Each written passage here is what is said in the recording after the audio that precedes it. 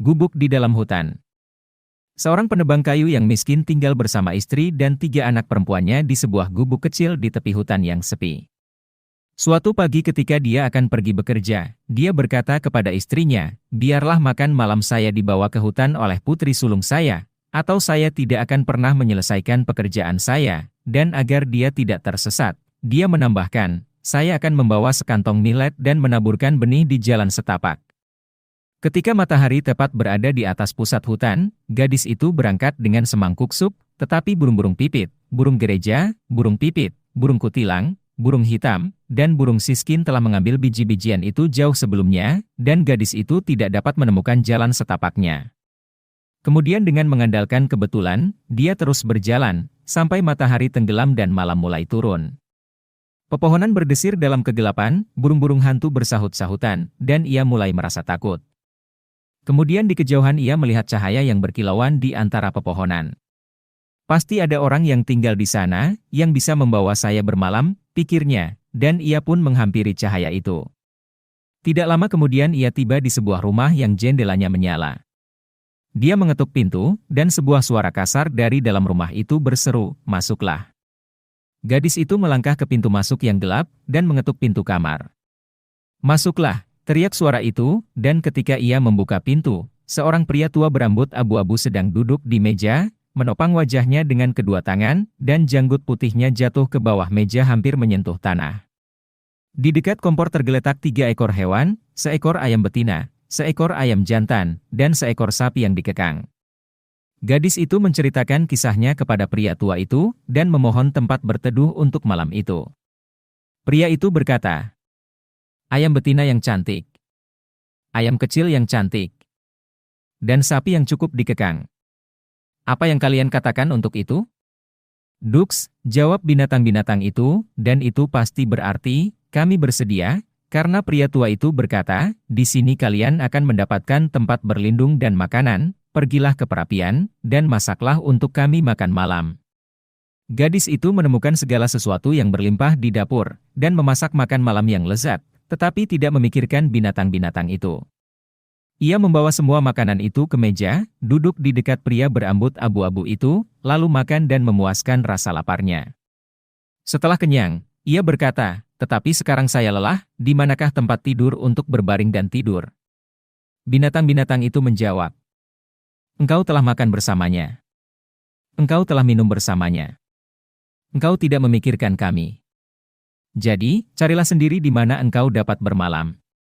Lalu kata orang tua itu, "Naiklah ke atas, dan engkau akan menemukan sebuah kamar dengan 2 tempat tidur. Goyangkanlah kedua tempat tidur itu, dan taruhlah sprei putih di atasnya, dan aku juga akan datang dan berbaring untuk tidur."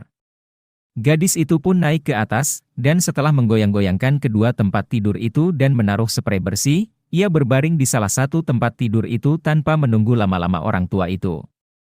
Namun, setelah beberapa waktu, pria berambut abu-abu itu datang, mengambil lilinnya, memandang gadis itu dan menggelengkan kepalanya.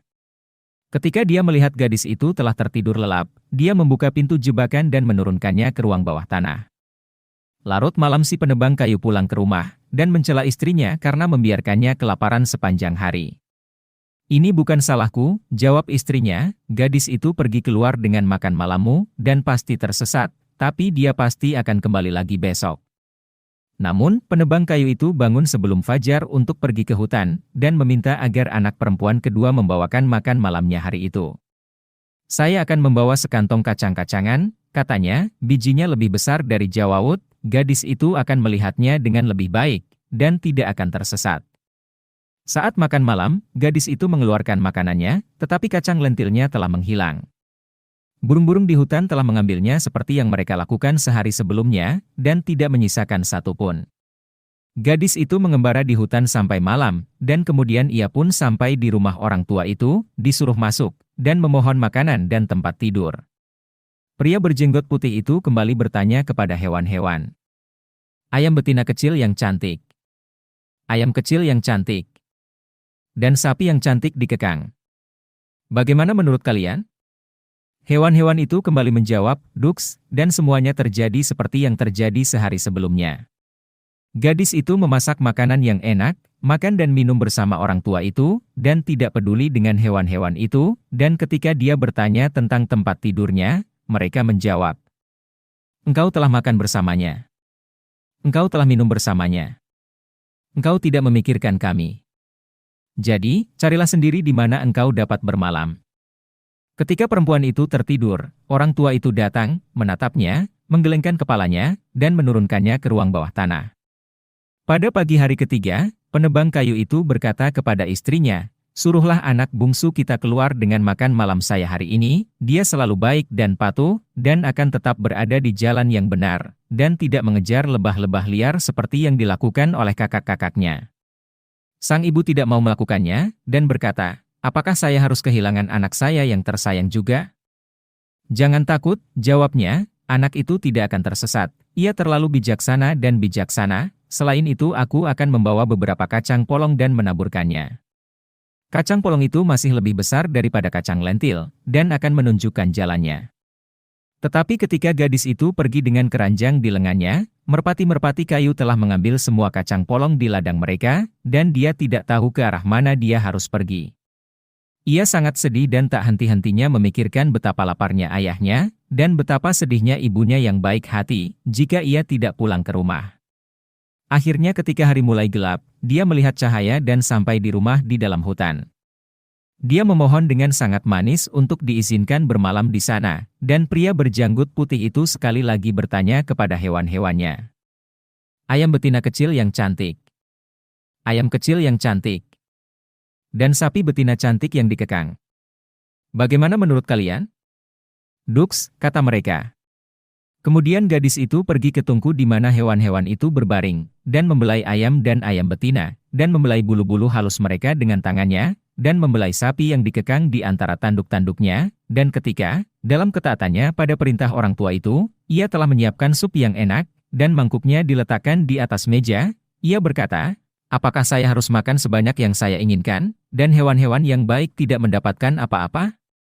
Di luar sana ada banyak makanan, aku akan mengurus mereka terlebih dahulu."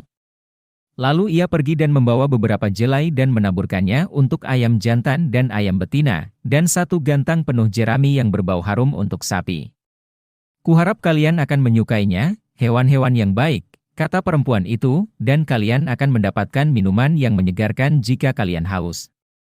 Kemudian dia mengambil seember air, dan ayam jantan dan ayam betina melompat ke tepi ember dan mencelupkan paruhnya ke dalamnya, dan kemudian mengangkat kepala mereka seperti yang dilakukan burung-burung saat mereka minum, dan sapi yang dikekang itu juga minum dengan lahap. Ketika hewan-hewan itu diberi makan, gadis itu duduk di meja di dekat pria tua itu, dan memakan apa yang tersisa. Tidak lama kemudian ayam jantan dan ayam betina mulai menyodorkan kepala mereka di bawah sayap mereka, dan mata sapi juga mulai berkedip. Lalu kata si gadis, "Apakah kita tidak boleh tidur? Ayam kecil yang cantik. Ayam kecil yang cantik. Dan sapi yang cantik dikekang. Bagaimana menurut kalian?" Hewan-hewan itu menjawab, "Duks. Engkau telah makan bersama kami. Engkau telah minum bersama kami. Engkau memiliki pemikiran yang baik untuk kita semua. Kami mengucapkan selamat malam." Kemudian gadis itu naik ke atas, mengguncang ranjang-ranjang bulu, dan meletakkan spray bersih di atasnya, dan ketika ia selesai melakukannya, orang tua itu datang dan berbaring di salah satu ranjang, dan janggut putihnya menjuntai sampai ke kakinya. Gadis itu berbaring di ranjang yang lain, mengucapkan doa-doanya, dan tertidur. Dia tidur dengan tenang sampai tengah malam, dan kemudian terdengar suara berisik di dalam rumah sehingga dia terbangun. Ada suara retakan dan suara pecah di setiap sudut, dan pintu-pintu terbuka, dan memukul-mukul dinding. Balok-balok mengerang seolah-olah terlepas dari sambungannya, sepertinya tangga jatuh, dan akhirnya terdengar suara benturan yang keras seolah-olah seluruh atap rumah runtuh. Namun, ketika semua menjadi tenang sekali lagi, dan gadis itu tidak terluka, dia tetap berbaring dengan tenang di tempatnya, dan tertidur lagi. Tetapi ketika dia terbangun di pagi hari dengan kecemerlangan cahaya matahari, apa yang dilihat oleh matanya? Dia berbaring di sebuah aula yang luas, dan segala sesuatu di sekelilingnya bersinar dengan kemegahan kerajaan. Di dinding, bunga-bunga emas tumbuh di atas dasar sutra hijau, tempat tidurnya terbuat dari gading, dan kanopi beludu merah, dan di kursi di dekatnya, ada sepasang sepatu yang disulam dengan mutiara. Gadis itu percaya bahwa dia sedang bermimpi, tetapi 3 pelayan berpakaian mewah masuk, dan bertanya perintah apa yang ingin dia berikan. Jika Anda mau pergi, jawabnya, saya akan segera bangun dan menyiapkan sup untuk orang tua itu, dan kemudian saya akan memberi makan ayam betina yang cantik, ayam jantan, dan sapi jantan yang cantik. Ia mengira bahwa orang tua itu sudah bangun, dan melihat ke arah tempat tidurnya, tetapi ternyata bukan dia yang berbaring di sana, melainkan orang asing. Dan ketika dia melihat orang itu, dan menyadari bahwa dia masih muda dan tampan, dia terbangun, duduk di tempat tidur, dan berkata, saya adalah putra raja, dan disihir oleh penyihir jahat, dan dipaksa untuk tinggal di hutan ini, sebagai seorang pria tua berambut abu-abu, tidak ada yang diizinkan untuk menemaniku kecuali 3 pelayanku yang berupa seekor ayam jantan, seekor ayam betina, dan seekor sapi yang dikekang. Mantra itu tidak boleh dilanggar sampai seorang gadis datang kepada kami yang hatinya begitu baik sehingga ia menunjukkan dirinya penuh kasih, tidak hanya terhadap manusia, tetapi juga terhadap hewan, dan itu telah engkau lakukan, dan olehmu pada tengah malam kami dibebaskan, dan gubuk tua di hutan itu diubah kembali menjadi istana kerajaanku. Dan ketika mereka sudah bangun, putra raja memerintahkan ketiga pelayan untuk pergi menjemput ayah dan ibu gadis itu ke pesta pernikahan. Tapi di mana kedua saudara perempuan saya? Tanya gadis itu. Saya telah mengunci mereka di ruang bawah tanah, dan besok mereka akan dibawa ke hutan, dan akan hidup sebagai pelayan di tempat pembakaran arang, sampai mereka menjadi lebih baik, dan tidak membiarkan binatang-binatang yang malang menderita kelaparan.